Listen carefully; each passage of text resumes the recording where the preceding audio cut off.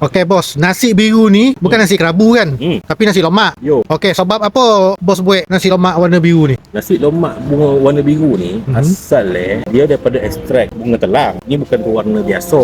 Lepas tu kita buat ni sebabkan nak meneruskan tradisi di samping cantik dan sedap. Lepas tu saya Google kawasan banyak khasiat bunga telang ni. Ada 10 kawasan khasiat bunga telang ni. Kau jap saya baca satu-satu ya. Yang nombor 1 melancarkan proses pembuangan air kencing.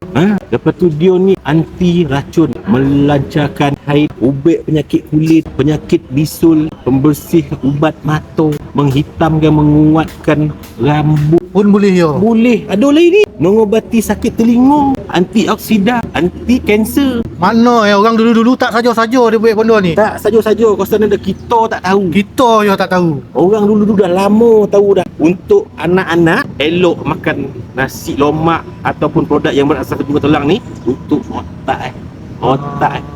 Ini kajian daripada mana tu bos? Ini kajian daripada profesor universiti. Bukan hanya cantik, orang lama dah tahu. Rasanya orang lama tu dia tahu sebab apa dia buat macam tu je tak? Yo. Jadi mana kalau nak rasa nasi lemak bunga telang ni kat mana? Tak jauh lah. Kek Kodai Hatta, Bahau, Negeri Sembilan. Alhamdulillah.